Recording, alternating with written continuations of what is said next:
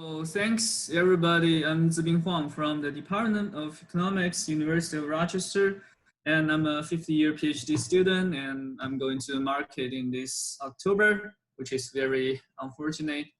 And today I'm going to present my job market paper, Peer Effects, Parental Migration, and Children's Human Capital, Spatial Equilibrium Analysis in China. So one of the most important patterns in China's economy during the last 40 years is a massive migration from underdeveloped cities to developed cities. Meanwhile, in the same time, we have a very special hukou system, which requires all the households in China to register in the places where they are originally from. When they migrate, it's very hard for them to change the hukou registration place. And hukou system is very important because it is directly connected to a public school. It's directly connected to public resources. And one of the most important resources is a public education. So there are public school enrollment restrictions on migrant students. And migrant children are not guaranteed to get into public schools in their migration destinations. If they cannot go to public schools in their migration destinations, usually they have to go to some very special private migrant schools, which are usually of very, very low quality. As a result, it leads to what we call left behind children problem. That is, a lot of migrant parents, when they migrate, they have to leave their children behind in their hometowns to enroll their children in public schools. Because when if they take their children to migrate with them, it's very likely that they cannot enroll their children in public schools. So some of the local governments are trying to relax this enrollment restriction, but it triggers huge protest from local parents because they believe that these migrant children may harm their local children in the classrooms. So is this really the case? The main questions of this paper are, first, what are the peer effects of migrant and left behind children? Second, what is the human capital consequence due to the public school enrollment restriction on migrant children? So to tackle down these two problems, I implement two different strategies. First, I use a unique classroom random assignment to identify the peer effects of migrant and left behind children. Second, I construct a spatial equilibrium model to conduct enrollment policy analysis and take peer effects into consideration in this model. So before we go to the details of this study, let's take a review of the previous literature. So as we know that the identification of peer effects are intrinsically very hard because the compositions of students in classes are usually not random. Students will select or sort themselves into different classes and different schools. So in previous studies, usually people will use two different methods to deal with this identification difficulty. First is randomized control trial. This is very good at internal validity. And some other authors like Huxley, they use the variations across cohorts and classes in the same school and claim that these variations are random. And usually this strand of literatures are very good at external validity. And in this paper, I employ the fact that most of the Chinese middle schools are required to randomly assign students to classes within a school. Then I can say that the composition of students within a school will be random. So my paper combines the advantage of these two strands of papers, which is both good at external validity and internal validity.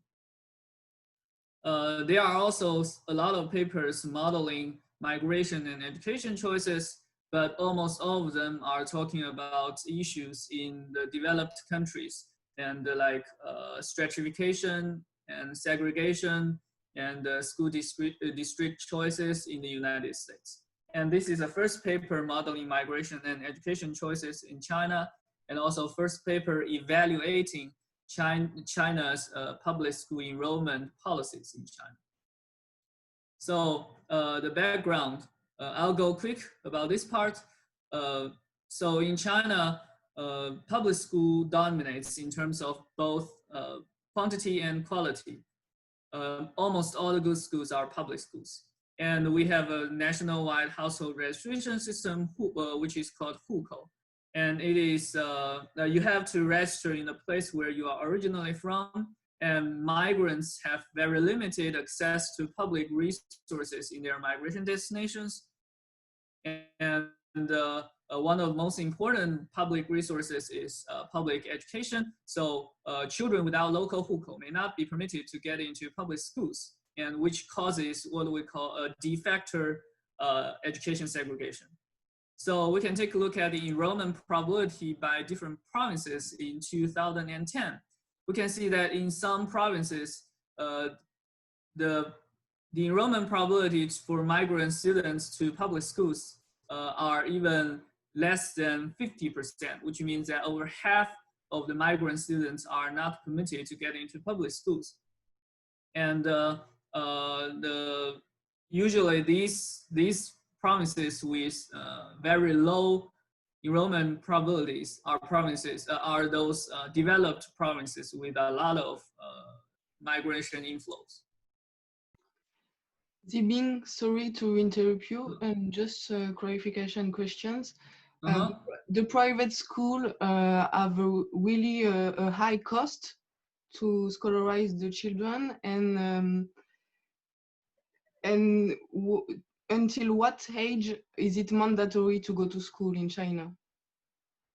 No, the private school, well, this private school is very, very different from the private school in developed countries. So these private schools, they are very, or even you can call it informal schools. So they are, some of them are not legal.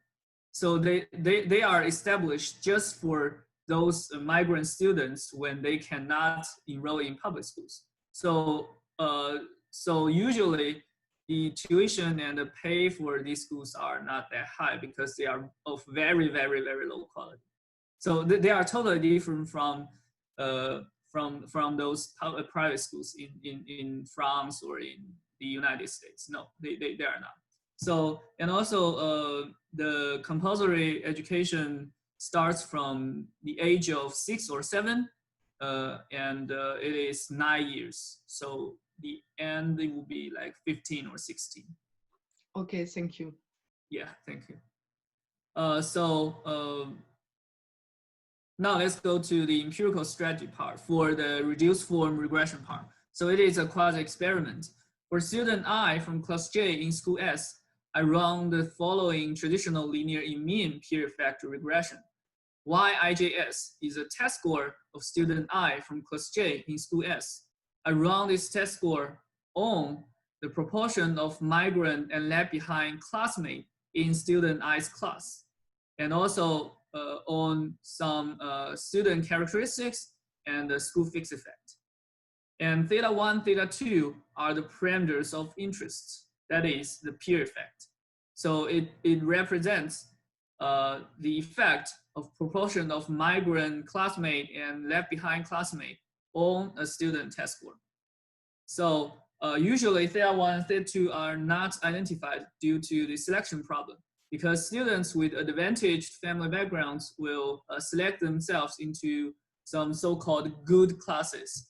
And usually these classes will have fewer number of migrant or left behind students.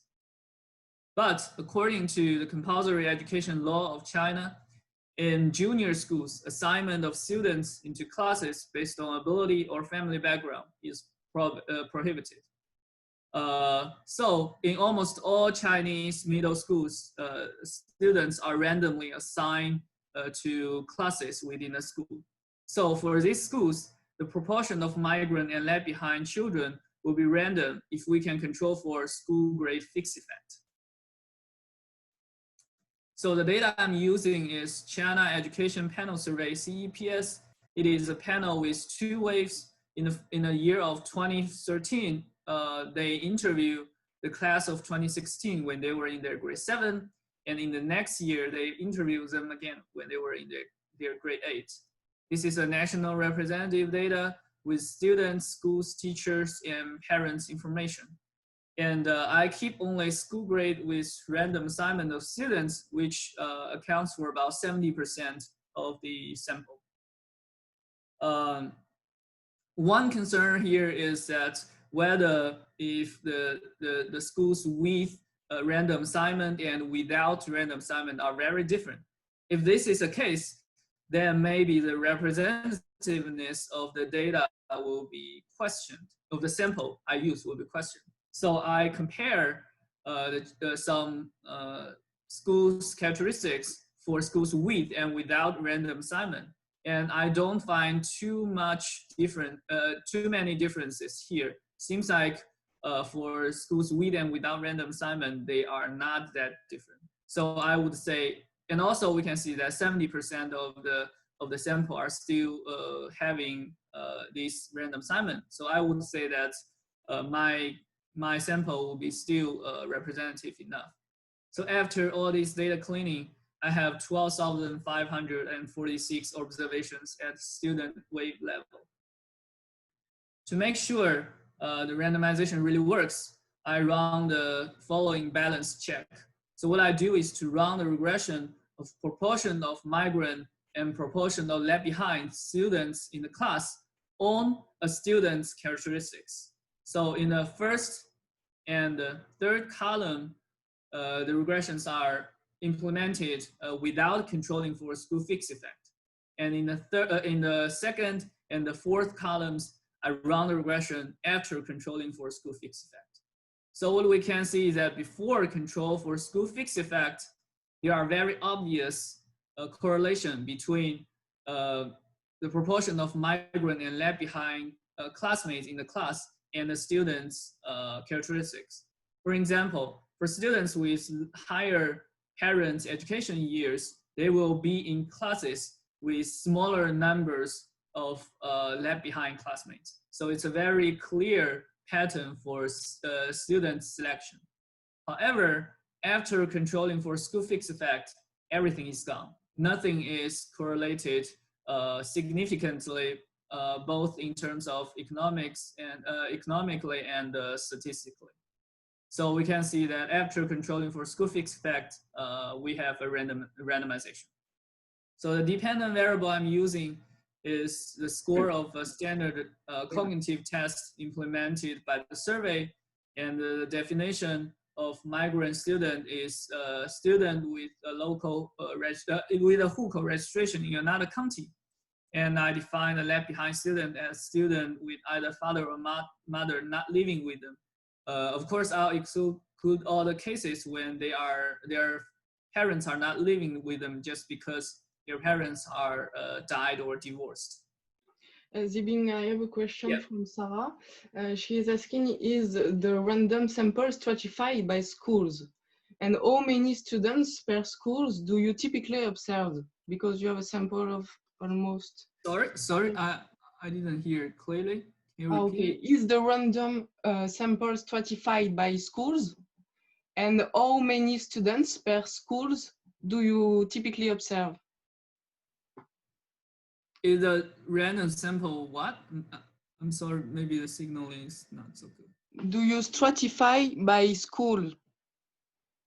What do you mean by stratify by school here? May I can let Sarah take the micro on? Sure. Yeah. No, I just wanted to know how many students per school do you observe in your data, since I see that the number of observation is fairly small, just to make sure that you have enough variation to identify. Usually they will select 2 classes from one school, which will be about over 100, about 100. So the classes in China are really big. So usually it'll be 100 or 150 in one school. Yeah, but how many do you see in your sample? I keep like 70% of them. So I can, so it's like this, they select one school and usually select 2 or 3 classes, and then I will keep all the schools with random assignment. So for a school, if you have random assignment, I can observe everybody in that 3 or 4 classes in that school. Okay, thank you. I don't know whether that answers your question. But I would say that the variation I have, the variations I have is enough. I do not show the picture here, but I show a picture of the variation in my paper. So it's like still you got enough variation to identify this, although it's random, and there are a lot of schools there, but still you have enough variation. Can I continue? We have a question just to be clear for everyone. So if we understand correctly, parents cannot influence the selection of their pupils in a given class within a certain school, but they can influence the pupils' enrollment in a given school, so in a public school. Yeah, you can basically you can do school district selection like in the US. Yes, you can do, but after you enroll in this school, there will be randomization about which class you can go to. Okay, it's clear. Go ahead. Yeah. So the main regression I run is the regression of peer effects of migrant students and left behind student on a student's test score. So here is a result for the main regression. What I find is that 10 percentage points increase in the proportion of migrant peers in the class will result in about 0.05 points decrease in the student test score, which is about 0.06 standard deviation, and 10 percentage points decrease in the student increase in the proportion of left behind peers in the class will result in about 0.1 points decrease in the student test score, which is about 0.12 standard deviation. The magnitudes are not small compared with some other previous literatures on some other policies.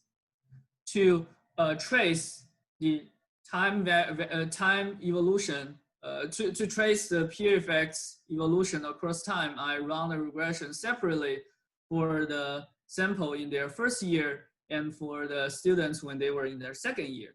So I can see that it's very interesting. In the first year, they have negative spillovers on other students, but in the second year, the negative peer effects from migrant students are totally erased, and the negative spillovers from left behind students are halved. It's only half of the size of the first year. So the main takeaways from this peer effects regression.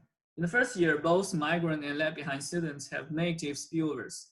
In the second year, negative peer effects from migrants are totally erased, and negative effects from left behinds are halved, but still exist. And the negative spillovers are generally larger from left behind students than from migrant students. I also implement some mechanism analysis, but I don't have time to talk about it today. So let's directly go to the model. So why we still need a model? Because we have a remaining main question to answer. That is, what will happen if we relax the enrollment restriction on migrant students?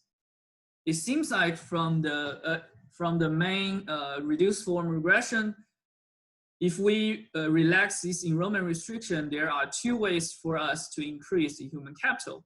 First is that we can directly increase the enrollment rate in public schools for migrant students. Second is that we can indirectly decrease the negative spillovers of these students because we are encouraging more left behind students to migrate with their parents, and then we can reduce their negative spillovers. But how much we can gain by relaxing the enrollment restriction, and how much do governments in big cities need to expand their public schools? These are questions that cannot be answered by a pure reduced form analysis. So here I construct a static spatial equilibrium model based on Ahenfeld et al. 2015, the very famous Berlin Wall paper in the Econometrica, and Eaton and Curtin 2002. So there are two sectors in the model, workers and firms. Firms are in a competitive market endowed with a CS production function with high and low skilled labors as inputs. And workers are endowed with two endowments. First is their home location or hukou registration city. And second is their skill, either high or low. And each worker has a child. And workers have to make two decisions in this model. First is which city to work. And second is if they migrate to another city for work other than their hometown, then they need to decide whether to take their children to migrate with them or leave their children behind in their hometowns. So workers value wages and children's human capital. And human capital is determined by school type, either public or private, and peer effects in the city. And if they are left behind, they have to bear some left behind costs. And different cities have different public school enrollment rates and also are different in terms of their peer compositions. I consider two peer effects here. That is the same to the reduced form part. That is the proportion of migrant and left behind children in the city. And I add the proportion of high skill of children from high skill families in the robustness check part to see whether, and I don't find any difference in terms of the counterfactual analysis. So peer effects parameters are derived directly from the previous reduced form parts. And I also define big cities as top 5% cities in terms of their number of migrant students. So I would not show any mathematical details about the how the model looks like and what is the identification and the estimation of this model. I don't have time, so I'll directly go to the counterfactual results. The first counterfactual I implement is to directly increase the seats quota, the number of seats quota for migrant students in all cities in China. So here, government promises that the seats for migrant students in public schools will increase by a certain amount, but not guaranteed enrollment probability. For example, for a city, if the number of new inflows of students are larger than the seats government promises, the increase of the seats government promises, then the enrollment probability may even be lower for them. So here, let's take a look at some response. So this is a response for workers' migration. The x-axis is the number of new seats increased by the local government, and the y-axis is a corresponding response of the agents in the model. So what we can see is that as we relax the enrollment restriction, it triggers large increase in the total migration and also the migration for here all the migration means the workers' migration or the parents' migration. So also both high skill and low skill will migrate more, and also there will be more migration to both big cities and small cities. For children, we can see that there will be more migration for them, and both in big cities and in small cities, and also there will be increase in the number of students in big cities and a decrease in the number of students in small cities, which means that there is a net inflow of students to big cities. Then let's take a look at the human capital. So as we see that as we relax the enrollment restriction, there will be a huge gain in the average human capital of the society. But also, this gain is not evenly distributed across different groups of students. For high skill families from big cities, low-skilled families from big cities and high-skilled families from small cities, actually there will be reduction in their human capital because a lot of new migrant students are coming and they bring up the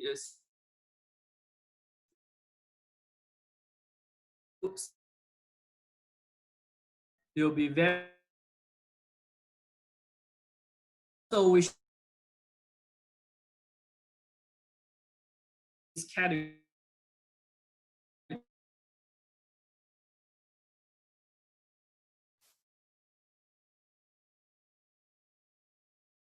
is to totally remove the enrollment restriction for migrant students. So now the difference here is that now governments are no longer just promising an increase in the absolute number of seats in the public schools. Rather, they promise that everybody can get into public schools, and they directly set the probability to be 1 for everybody. So what we can see that in this case, the increase in the average human capital in the society will be 0.014 standard deviation.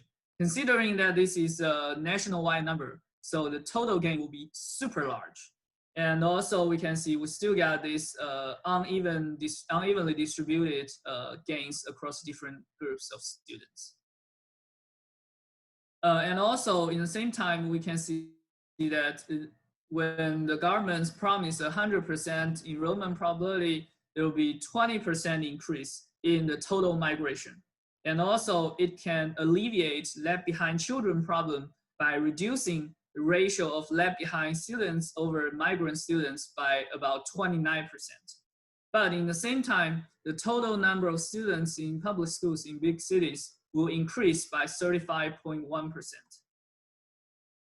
So generally, the main takeaways are, first, we can get a notable gain from this removing of enrollment restriction of the average human capital about 0.014 standard deviation. And low-skilled families from small cities benefit the most. And also we can see there will be large inflow of migration of workers and students to big cities. Big cities need to expand their public school seats by 35.1%. We have to say that it is very hard for governments to meet this new need, this demand from migrant students in short run. So maybe we should consider some milder policies here. So the third policy I consider is to just remove the enrollment restriction only for current migrants. So here, parents can take their left behind students to migrate with them only if they are already migrants, which means that current stay-in workers are not allowed to respond to this policy, which eliminates the multiplicative effect from new migrant workers. So this is more like a partial equilibrium case. So it's very interesting that I find in this case, we can get larger gain in average human capital, which is about 0.03. And also for big cities, they need to expand their public school seats by only 25.6%. So compared with the 35% increase here, we reduce the public school seats demand by about 10%. 10 percentage points here, actually. And also, I investigate the relative importance of the direct and indirect channel of the gain of the human capital. So to remind you that the direct channel is to increase the public school enrollment of migrant students and then increase their human capital. The indirect channel is to encourage more left behind students to migrate with their parents and increase their human capital and also decrease their negative spillovers. So I just remind you that you have a 5 minute left. Okay, thank you. I'm almost done here. Yeah. So to investigate the relative importance of these two different channels, what I do is to set the peer effects of migrant and left behind students at the same level, and then run the same counterfactual again to see what will happen. Here, by setting these two peer effects at the same level, we can eliminate the indirect channel, because now you can no longer reduce the negative spillovers by just encouraging more students to migrate with their parents. So all the remaining effects are attributed to the direct channel. So what I find is that the direct channel is more important. It accounts for about 2/3 of the human capital gain. At last, I implement a model without peer effects. That is, here I want to see how important are the peer effects in this model. So I drop the peer effects from the very beginning, from the first step of the model, and then re-estimate the whole model and rerun all the counterfactuals. So what I find is that here, for model with peer effects, that is, this is main results from the main setting. And for the model without peer effects, there are some differences. First, if we use a model without peer effect, without considering peer effects, we can have, we may overestimate the average human capital gain here. Second, if we use a model without peer effects, we cannot capture the unevenly distributed human capital gain here, because it seems like now it is a Pareto improvement for all the people from different groups. So the main takeaways, in a model without peer effects, we will overestimate the gain from relaxing the enrollment restriction, and also we cannot capture the negative spillovers on some groups. So peer effects are very important in these policy implications. If we do not consider it, it will lead to some, it will have some very misleading policy implications. So conclusion for the whole paper. I identify peer effects of migrant and left behind students and find that both of them have negative spillovers which decay over time, and left behind students have larger spillovers. And then in the second step, I construct a spatial equilibrium model with migrant and migration and education choices. And I find that if the enrollment restriction for migrant students is totally erased, the national average human capital can increase by 0.014 to 0.03 standard deviation. So the number is huge. And the burden of governments in big cities is large for a total removal in short term. And also peer effects are very important in evaluating this counterfactual policy.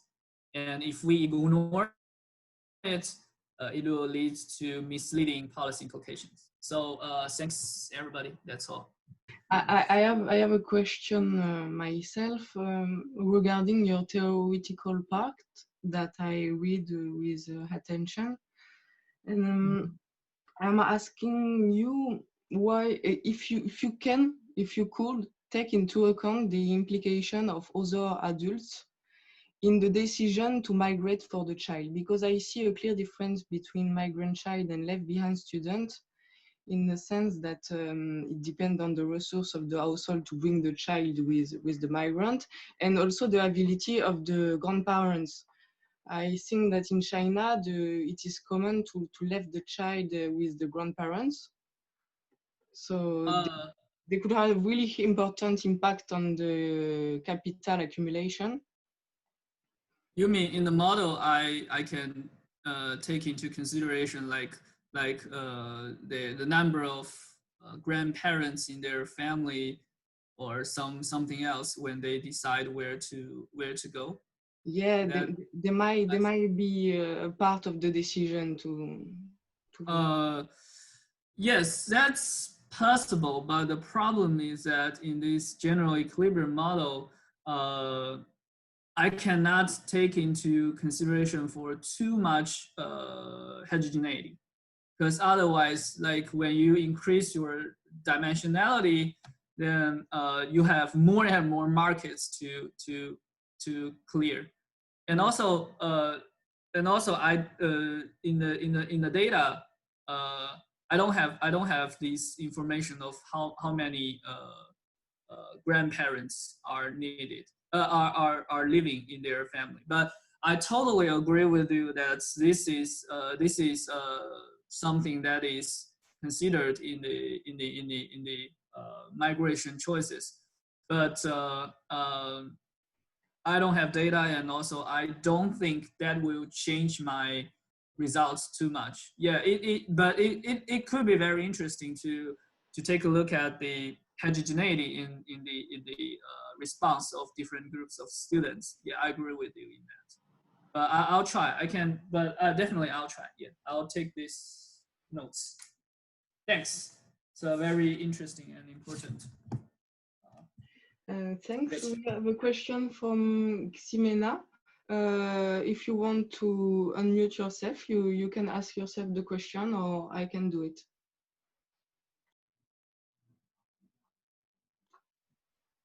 Yes, do you hear me? Yeah. Yeah, okay, thanks a lot. So yes, my question was related to the larger effects that are observed in average human capital when the restriction is removed only for current migrants. So maybe, do you have maybe an intuition or explanation, or how could the direct and indirect channel explain for these larger effects when the restriction is removed only for current migrants? Yeah, the intuition here is interesting. So in the first case, when I relax the enrollment restriction for everybody, there are two different cases. There are two different groups of people. The first group of people is those current migrant workers. So they take their left behind children to migrate with them. So there will be some reduction in the negative spillovers because these children are now living with their parents. Okay, but it also triggers some current staying workers to migrate, which means that these new students will increase. How to say that? These new migrant students will bring out new negative spillovers, because at first when they are staying in their home, and when their parents are also staying in their hometown, so there will be no negative spillovers at all. But when you attract these people to migrate, there will be new negative spillovers. But in the second counterfactual, when you relax the enrollment restriction only for current migrants and forbid others to respond to this policy, you will not have this kind of new negative spillovers. That's why you see there will be more human capital increase in the second case. Okay, thank you very much. Yeah. Welcome. Thanks. We have a question from Deepak and Giuseppe, so I'll let you unmute yourself.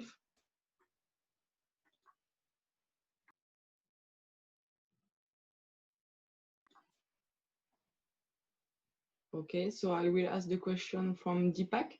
So the human capital gain is only via low skill gain, and all other were loss.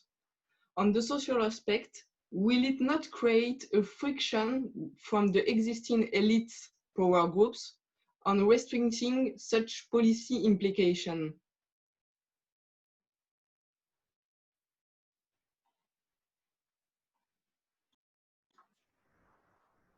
Zibin? Yeah, let me think how to answer this question. I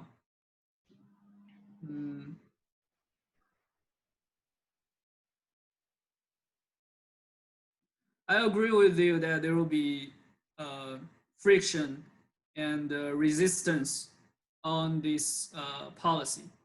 That's why, as I just mentioned in the background part, that although a lot of local governments are trying to implement this policy, it received huge protests from local parents, especially those in big cities like in Shanghai and Beijing. But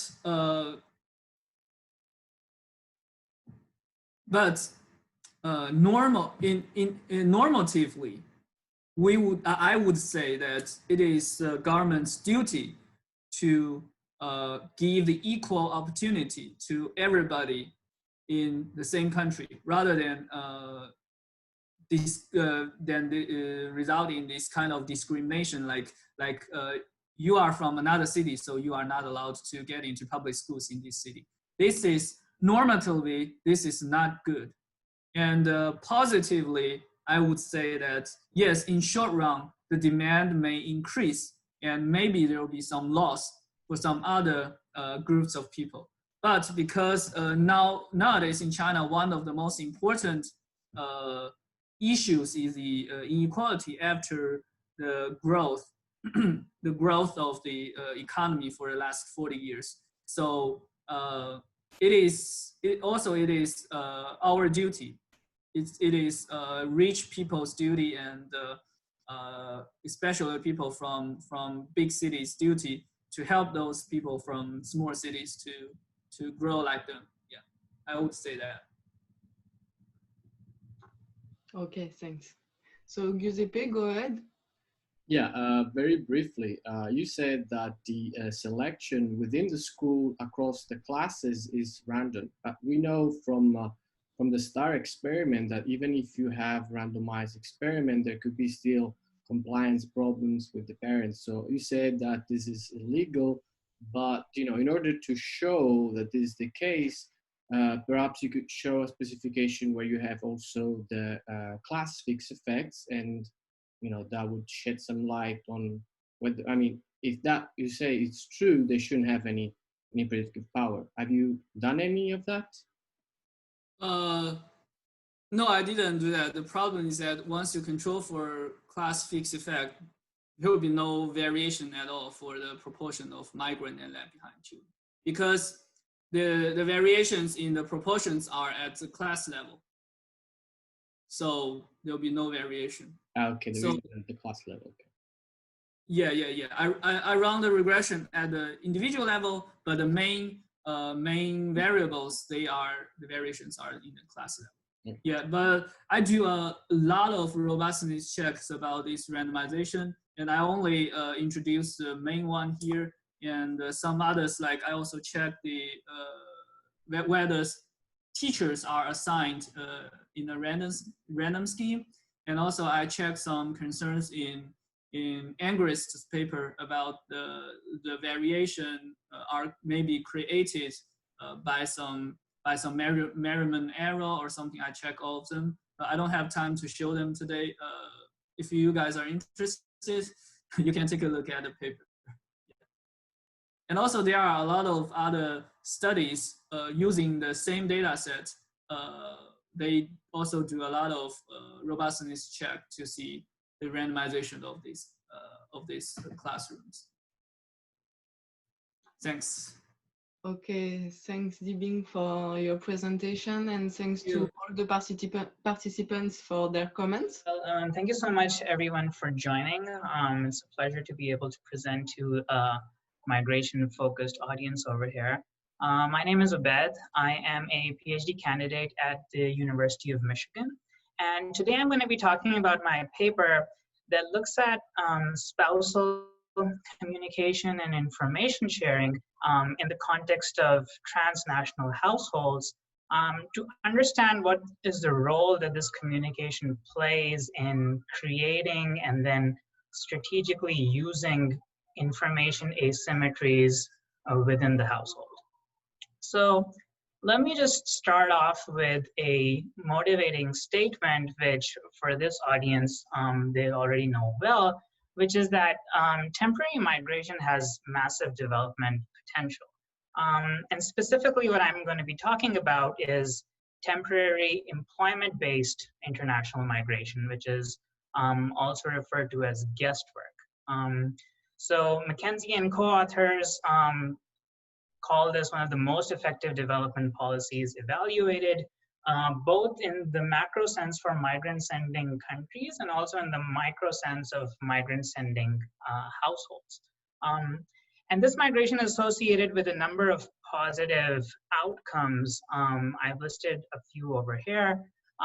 increased consumption of the household, increased schooling of children in the household, improved purchasing power, reduction of indebtedness.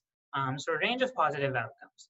And the mechanism for one of the primary mechanisms through which this happens is that migrants are able to increase their household earnings manyfold through the remittances they send.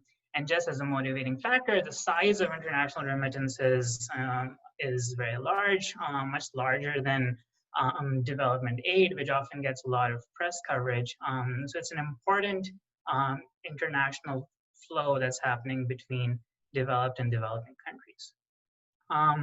So despite the fact that temporary migration has development potential, it also inherently has information asymmetry built into it. So transnational households where one spouse temporarily migrates for work while the other stays behind are characterized by information asymmetry because the migrant and the spouse have limited ability to observe or control each other's actions. And this information asymmetry has been associated with a number of negative outcomes. Fewer remittances, which Joseph et al. Find, and then Ambler finds in a lab field experiment. In addition, because there's information asymmetry, both migrants and households spend considerable resources trying to address that and to monitor each other. And then third, these information asymmetries also have spillover effects. So they're not only directly affecting the household in question, but they can also affect the broader beliefs about returns to migration, negatively affecting overall migration levels. So within this context of these transnational households, spousal communication becomes very important as a source of information because in many cases, it's the only source of information migrants and spouses have about each other. They both know this, and this also creates incentives for both of them to then strategically misreport information to each other to affect household decision-making. And specifically, what I'll be looking at is the remittance decision. So this context raises a number of what I think are economically interesting and also policy relevant research questions. In this paper, what I'm going to be asking is, first of all, what is the extent of information asymmetry between migrants and spouses in the setting that I'm looking at? Is this really an issue in this particular setting? Secondly, and I think this is the most important contribution, is that is this information asymmetry caused by strategic misreporting on information? Are migrants and spouses lying or hiding information from each other, and is that what's causing this information asymmetry? And if that's the case, what characteristics of the household are associated with greater misreporting? So how do I do this? So the main idea behind the research design is fairly simple, which is that if migrants and spouses strategically misreport information to each other, then if they'll be participating in a survey, their responses must differ by whether or not the spouse is observing their responses or not. So I conduct a field experiment where I survey migrants and spouses separately. And I experimentally vary whether the information that is being reported is observable to each other. So in the treatment group, both migrants and spouses know that the information they're reporting is observable to their spouse, whereas in the control group, they know that their responses are going to be private. So the differences between the treatment and control group are measuring the causal effect of spousal observability, and through that, I'm able to observe strategic misreporting of information. So what do I find? So first, in documenting information asymmetry, I find that both migrants and spouses have biased beliefs about each other's finances. In both cases, they overestimate each other's expenses. So they think expenses are more for each other than they actually are.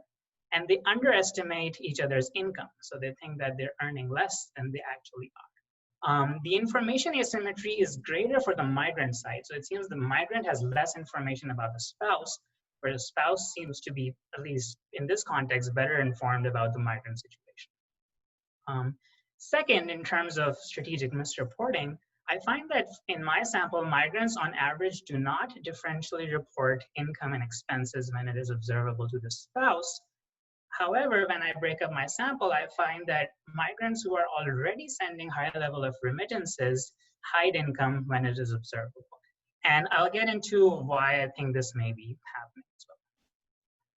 Third, in terms of spouses, I find that spouses underreport their income by 28% when it is observable by the migrant, and income hiding by spouses is greater in situations where the migrant does not exercise control over the household's finances. And lastly, among both migrants and spouses, I find that women are more likely to hide income than men. So let me just talk about the existing literature and sort of where I see my contribution to it. So a number of papers have looked at the relationship between information asymmetry in migrant households and their impacts on certain outcomes. The common sort of methodology is that they look at certain outcomes and associate those changes to some strategic misreporting. But they don't directly observe strategic misreporting because it's difficult to observe information that is being shared within the household. So I'm able to add to this literature because my research design allows me to directly observe strategic misreporting and say whether these information asymmetries exist because of strategic behavior within the couple.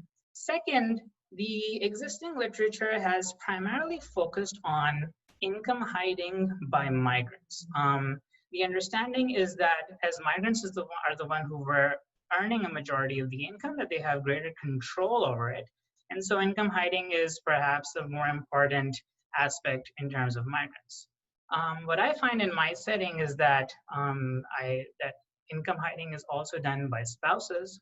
I develop a conceptual framework that shows that remittances will respond to both the income of the migrant and the spouse. And then in the empirical results, I show that indeed I do find evidence of income hiding by spouses. On the strategic behavior, I want to mention that there's another strand of the literature that looks at spouses' strategic behavior in terms of how they spend remittances. So there's a lot of focus on the idea that spouses spend remittances based on their own preferences, whereas the preferences of the migrant may differ. And looking at financial tools that may be able to help migrants control how remittances are spent.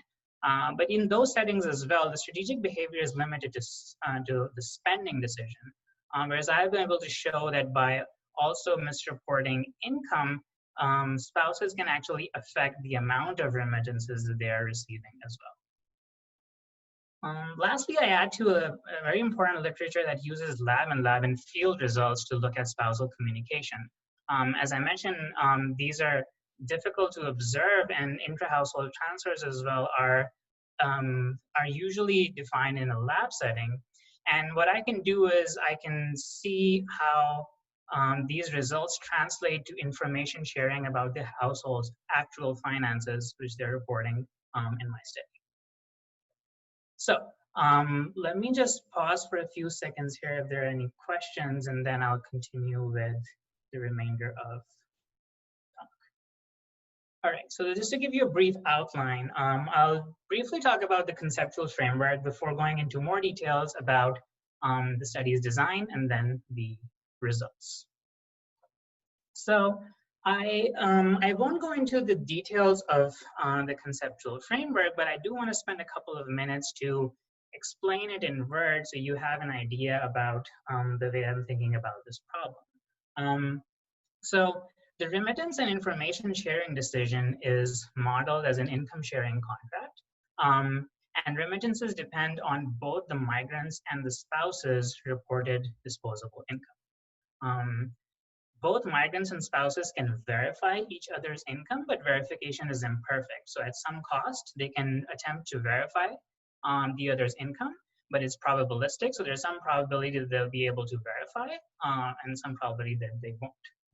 So the counterfactual of that is there's some probability that you might be caught if you're lying, and there's some probability that you might not be caught. If a spouse catches the other lying, they can inflict a punishment. The punishment can be in terms of social punishments, or they can also be in terms of future remittance flows that happen. So the bottom sort of takeaway that I want you to have from the conceptual framework is that both migrants and spouses face a trade-off.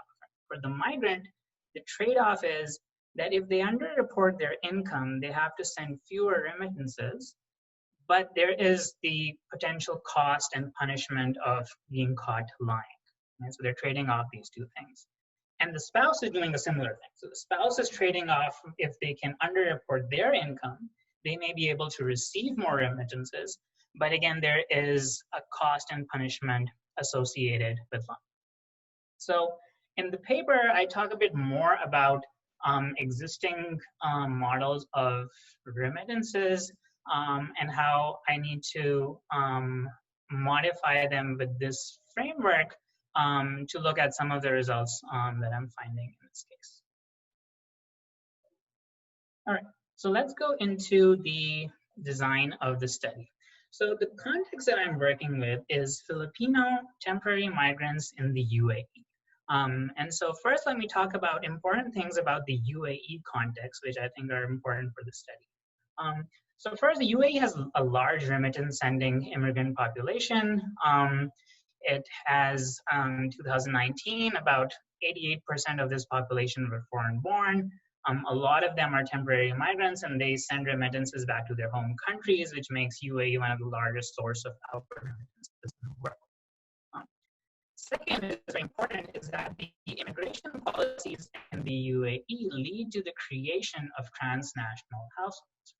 So the UAE imposes some income and occupation-based immigration requirements for migrants to invite their families. So there are certain income thresholds below which migrants cannot invite their spouses. And for female migrants, there are some occupation categories for which those thresholds differ.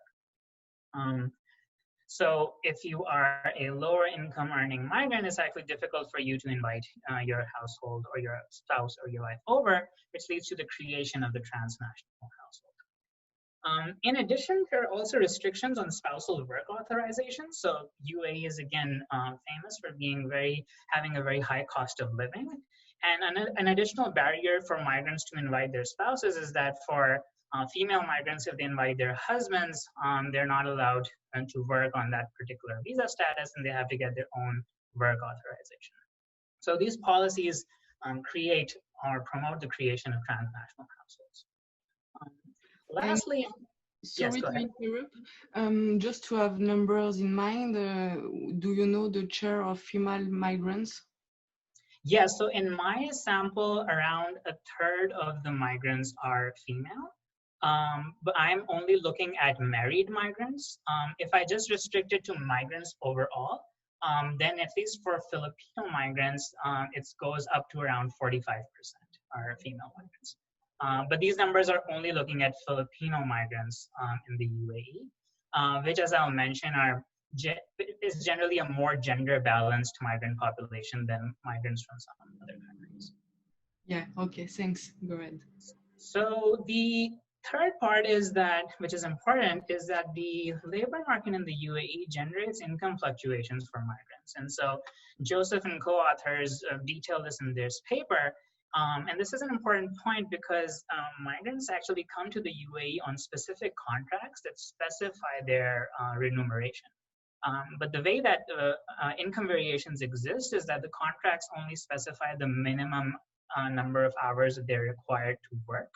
And so variations in work hours and overtime pay causes variations in income, which is essential because if you're thinking about the idea of income hiding, and if income remains stable over a long period of time, then that reduces the possibility of hiding income, whereas monthly variations increases the opportunity of strategically hiding information from your spouse. So that was from the UAE, and then of course the other context is the home country in the Philippines. So the Philippines is a large, again, remittance sending immigrant population. Overseas Filipino workers, or like the guest work program for the Philippines, is a very important policy in the government.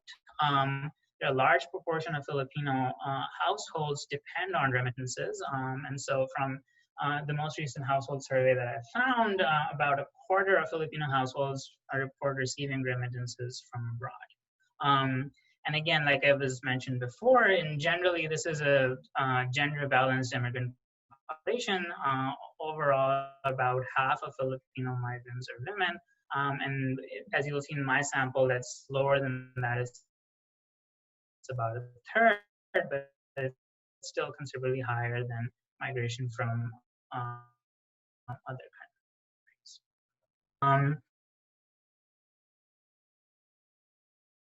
Of Filipino migrants who were living and working in Dubai. These migrants were recruited for a separate study on their remittance behavior. They were recruited via face-to-face intercepts in locations frequented by Filipino workers in Dubai. So there's a sizable population of Filipino workers in Dubai, and there are two neighborhoods that are known to be, dominated. And so locations including the Filipino consulate, restaurants, stores frequented by Filipino migrants, and also remittance, branches of remittance sending providers. So at the time of this enrollment, they were administered a baseline survey. The baseline survey kind of collected information, demographic information, information about the remittance behavior, and importantly for me, the contact details about their remittance recipients in the Philippines. So I take this subject pool, and from this I get the sample from my study, and I restrict the sample to married migrants whose spouses were living in the Philippines at the time that the baseline survey was conducted, and who had sent remittances to the spouse in the last year. So I wanted a sample of transnational households where one spouse was in the UAE, the other was in the Philippines, and who had an active remittance relationship between them. So this was migrants, and then in addition to that, I invited the spouses of all these migrants who were in the Philippines. So through this, I get a final sample of around 160 migrants and spouses each. The overall take-up was around 32% for both migrants and spouses. And of this sample, 94 are matched couples. That means that both the migrant and the spouse participated, but there remaining the cases where only the migrant or only the spouse participated in the study.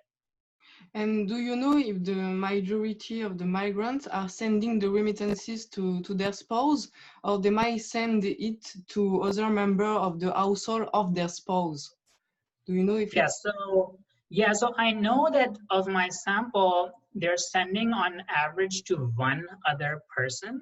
The spouse is in almost all cases identified as the primary recipient, but there is on average one other recipient, and that varies.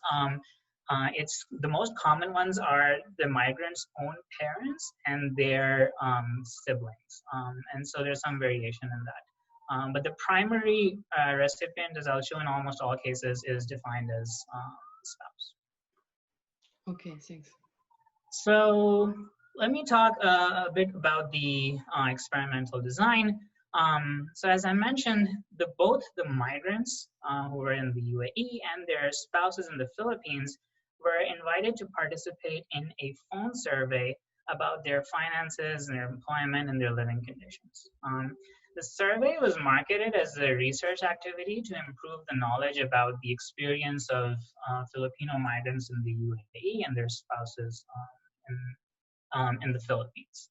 And so within the survey, I experimentally vary whether the information that the respondent is reporting is going to be observable to their spouse. So in the treatment group, participants were informed that the survey that we're conducting is a joint activity with their spouse. So even though the surveys were conducted separately, they were informed that their survey responses will be shared with and observable to their spouse. So they respond to the survey knowing that the information that they're telling the research team is also going to be observable to the spouse. In the control group, the respondents are informed that the survey is a separate activity and that their responses are going to be kept private and not shared with the spouse. And as I mentioned earlier, the idea is that any difference in information reported between the treatment and control group is going to be the causal effect of spousal observability and allow me to identify strategic misreporting. So this diagram shows like timeline of events. So first on the left, we had the subject pool where the migrants were recruited and administered the baseline survey. From this subject pool, I invited my sample to participate. And the important point here is that the migrant interviews were conducted first, and after the migrant surveys were conducted, then the spouse surveys were conducted later. I don't have this in today's presentation because of short on time, but I check whether, because there is this timing effect, whether there is any effect on migrants and spouses who participated together, because spouses, when they were participating, they knew whether, or they could have known, we didn't inform them, but they could have known whether the migrant participated or not. And I check for whether there's any differential reporting based on that, but I don't find evidence of that. So I just wanted to mention that in passing. All right, so let's just talk about what this sample looks like then. So first on the left, I have the full invited sample. So this is everyone who was invited. And because the baseline survey was from the subject pool, I have access to this information for everyone. And for this, based on this, I can actually look at selection into the study of who ended up participating and were there any differences. So importantly, I don't find any differences by their treatment status. This sample is around 62% males, around 38% females. They're about 37 years old. On average, these migrants have 2 children. In addition, I asked information about measures of monitoring and control within the household. So in terms of monitoring, spouses have reported that they'd spend on average around 6 to 7 years in the UAE. So I'll mention that the work contracts in UAE are 2 years long. And so what happens is if migrants are able to either renew the contract with the same company or find a new contract at the end of the term. So this shows that it's very common for migrants to stay for multiple contract cycles. Migrants report discussing the budget with their spouse about once per month. About half of migrants say that they want more control over the household spending. And around 58% say that they instruct their spouse specifically on how they want remittances to be spent. In terms of the remittance behavior, almost in 100% of cases, the spouse is the main remittance recipient. There are on average 1 other recipient. Most migrants report remitting monthly, and so it's a once-a-month transaction, and the average remittance amount is 1,500 dirhams, which I'll show you corresponds to around, I think around 30-something% of the migrants' income. So I also check for balance and find that the treatment and control groups are balanced across these control groups. All right. So with that design, let me, at 10 minutes, let me look at the results. So the first thing that I wanted to do was measure information asymmetry between spouses and migrants. So what I did was I asked both the migrants to report their income and expenses, and then I asked the spouse as well, what do you think, or what is your estimate of the migrant's income and expenses? And I do this both for the migrant and the spouse. So first, the graph over here shows information asymmetry among spouses. So this is showing what the migrant is reporting and what the spouse believes. So on the left, we have the migrant's income, where the red bar shows what the, the blue bar shows what the migrant is reporting, and the red bar shows what the spouse believes. And on the right, we have expenses. So as you can see, spouses are underestimating migrants' income, and they are slightly overestimating their expenses. It's not really clear with the graph, but although there is some evidence here, these differences are not statistically significant. The p-values here are about 0.2. So I take this as some limited evidence that there may be some information asymmetry in terms of the migrants' reports. And then I also look at the same thing about what the migrant believes is happening for the spouse.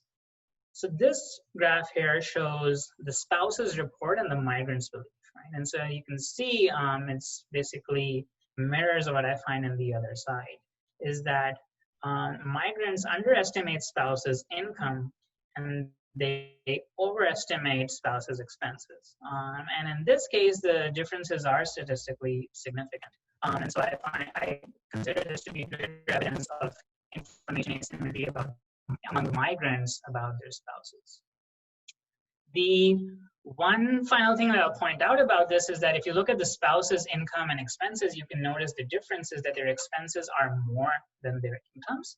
And so this is highlighting the fact that the remittances the migrants are sending are an important component of the spouse's budget. So the income the spouses are reporting are any income except remittances that they are receiving. And so the gap over here is being filled by the remittances that migrants are sending. So based on that, we find that there is information asymmetry, and the direction of the bias provides some suggestive evidence that this is strategic, right? So because in both cases, the belief is that they actually earn less than they actually do, and then they have to spend more than they actually do. Biased beliefs may exist for a number of reasons, and as we know from the literature on financial information within the household, these are money and finances are awkward topics for most households, and so it's possible that maybe they're not regularly being discussed or just avoid directly talking about what these issues are. So in my setting, I can go a step further, and then I can use the experimental variation from the survey to check whether the information asymmetry is being caused by strategic misreporting. So with that, I turn to the experimental outcomes. I use a simple OLS regression where Y is the outcome of interest and T is the treatment status indicator. I run regressions separately for migrants and spouses. And I'm looking at two primary outcomes, which is reported income and expenses. So I want to talk briefly about looking at both income and expenses because the existing literature has focused mainly on income, but expenses might be an equally important margin for misreporting. So theoretically in remittance models, the remittance decision is based on your disposable income or your income net of expenses. So if you have high disposable income, you can underreport your income, but an equally valid margin would be that you can overreport your expenses. And so that's why in pre-specified this plan and said I want to look at both income and expenses together.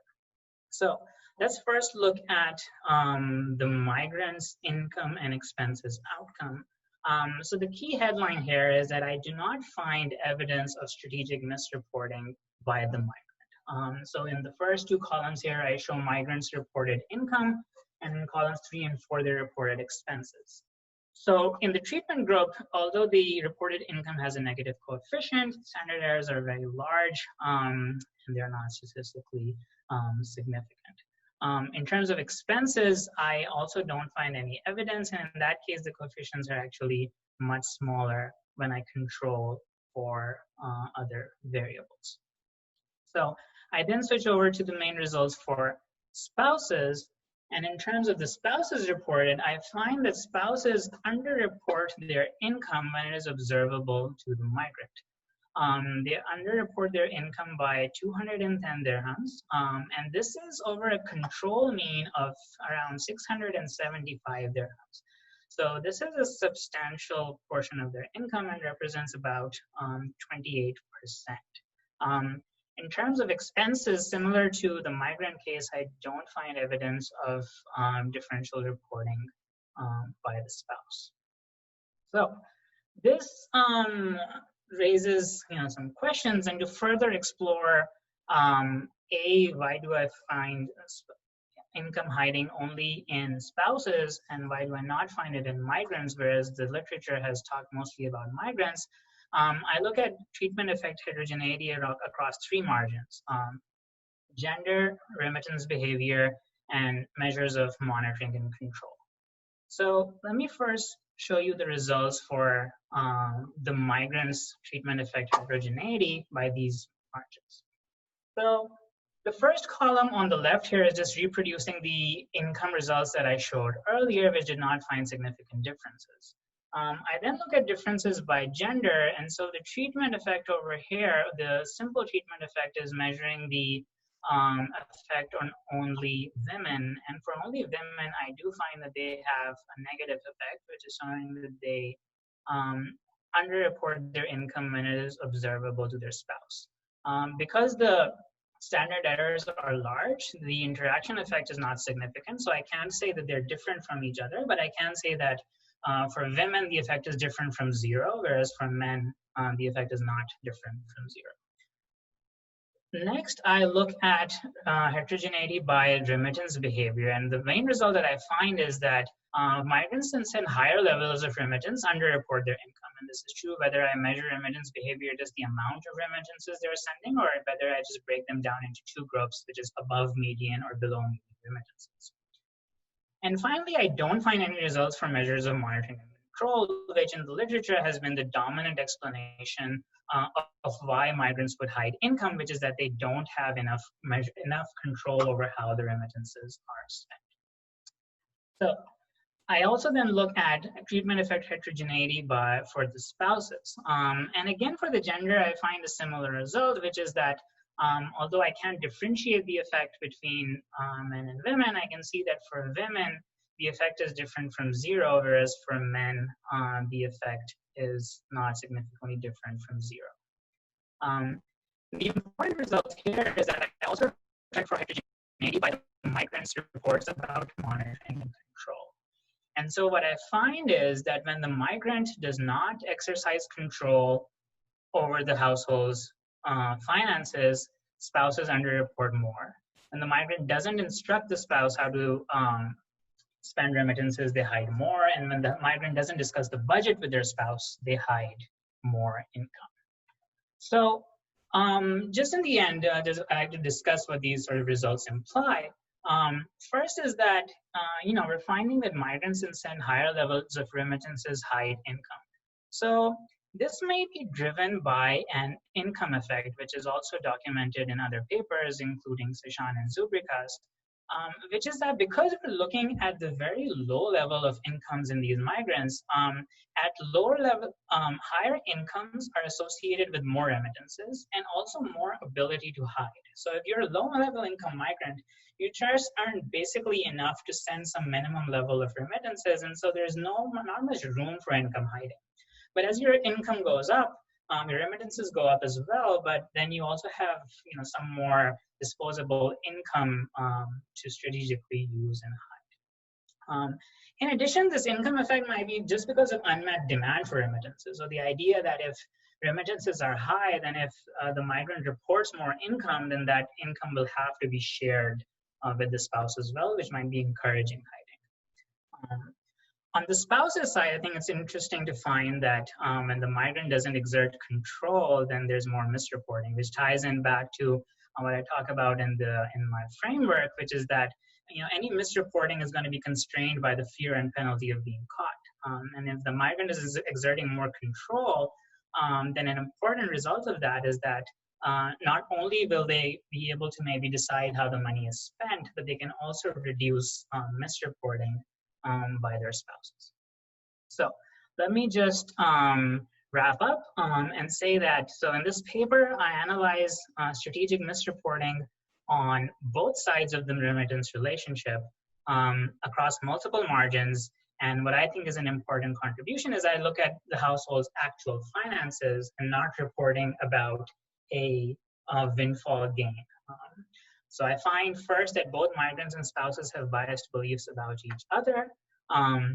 And then within them, spouses and certain subgroups of migrants strategically hide income from each other.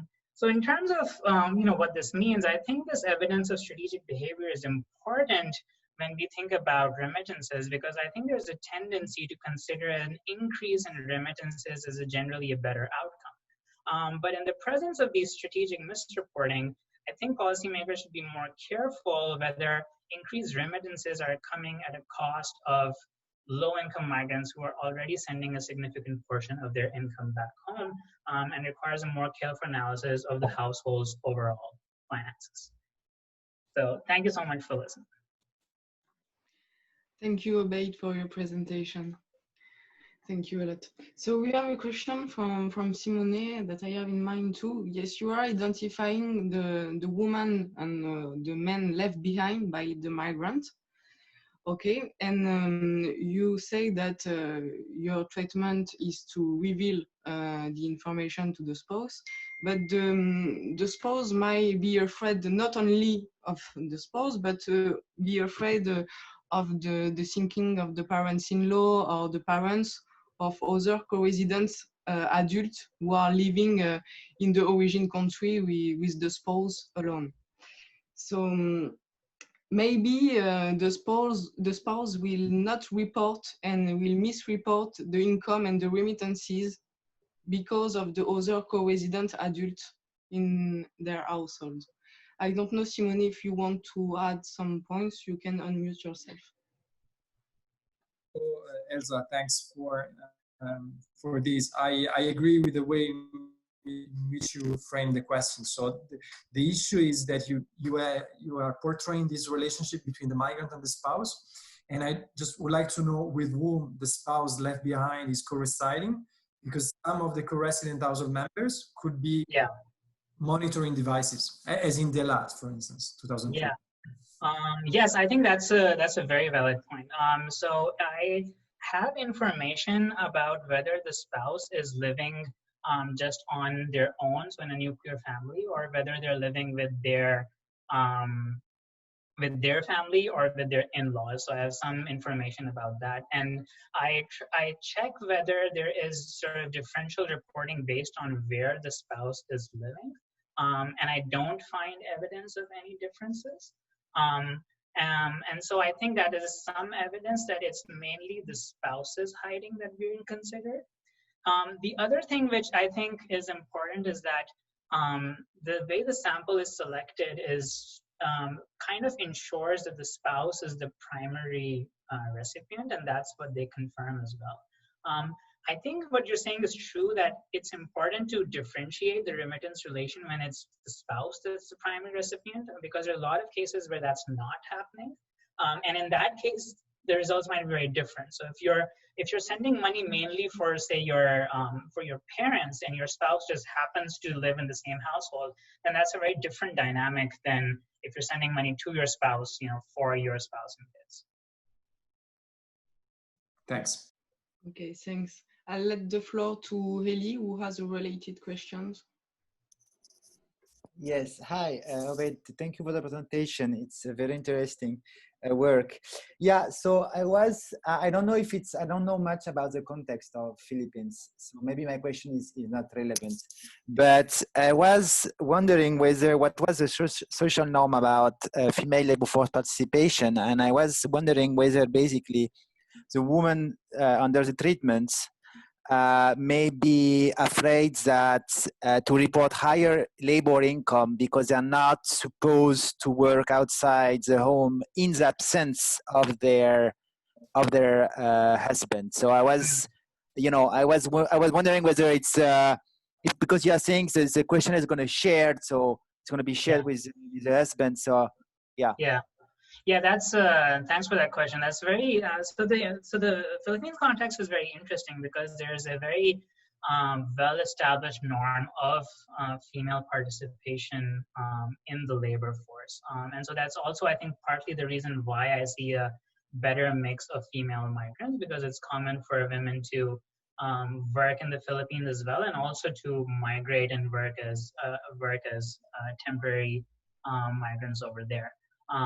So in that sense, I think that's a good point that I should probably raise in the presentation as well, that this is a setting where female labor force participation is generally more common than in a lot of other developing countries. And I think I'll just add the fact that that sort of matters for the, I would say, the external validity of the results, but at least internally, because I'm randomizing within the population, then the norm doesn't affect it. But yeah, it's a good point. Yes, and Zibin, I have a question regarding occupation, so labor force participation, so you can ask it. Oh, okay.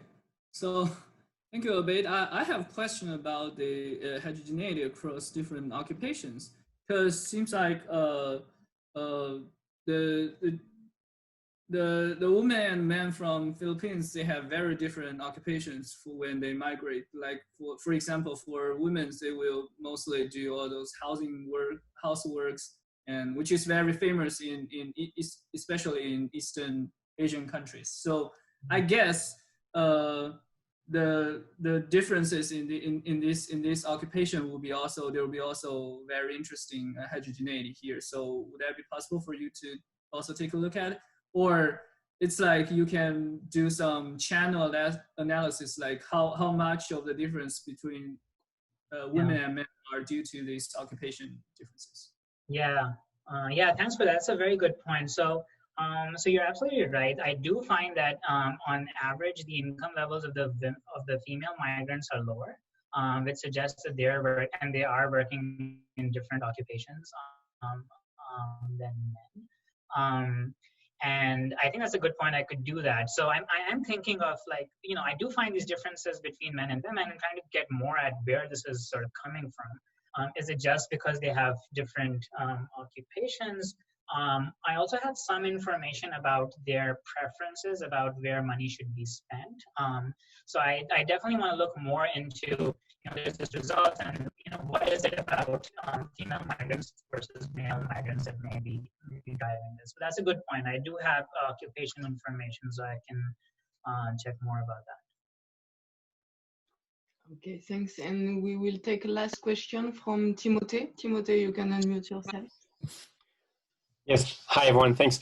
I had two quick questions about the more measurement issues and internal validity. So one is, so of course, the crucial aspect of the treatment is that the info is private.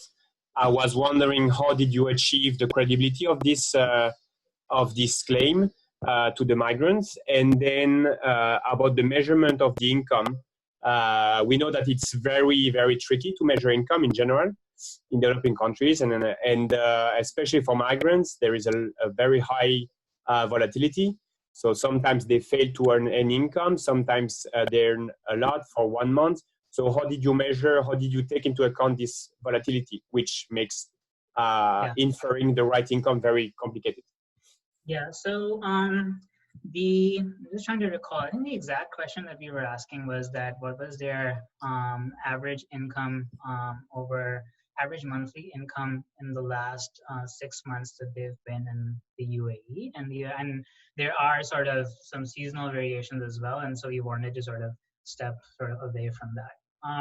In terms of measuring income and reporting, it is very difficult, and this is self-reported as well.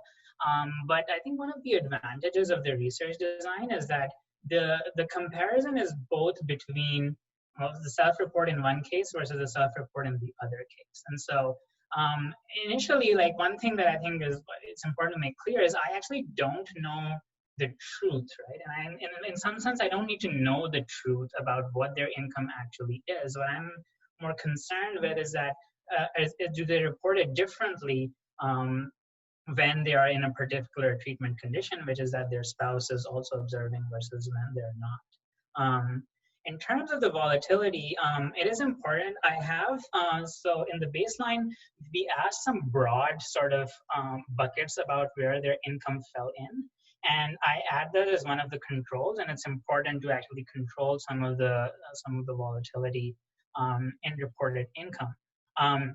In terms of how do I ensure that this is being kept private, so I think my focus is more on the other side to for the treatment group to know the information is shared. So in the treatment group, what happens is after they're told that the information is shared, The next set of questions is then asking them, okay, how do you want this information to be shared? Do you prefer we send them a text message or an instant message or give them a call to sort of highlight the salience that this information is being shared? Whereas in the control group, it's sort of like the baseline of, you know, whatever study you're participating in, whatever information you're reporting is only going to be viewable by the research team, and so on. So my sort of strategy was more about highlighting more the sharing part versus less about the hiding part. Okay, thanks, Obeid.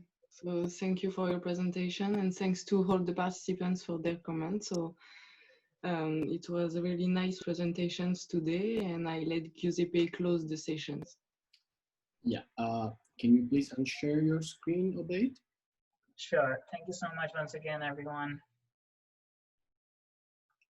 Okay, so, okay. Thanks again to the presenters and for all that attended. We're gonna have our next session in 2 weeks on July the 13th. We're gonna have Pedro Tremarco Di Rossi and Min Fang. This is going to be the last session before the summer break, and then we're going to be back in the fall, so stay tuned for more updates, and also we encourage you to send some other papers. I want also to remind you that the speakers will receive all the chat logs, and the videos will be available on our websites, but there is also a feedback form. If you have any questions or paper to send, please, this is our email address. You can contact us there. Thank you very much, and see you next time.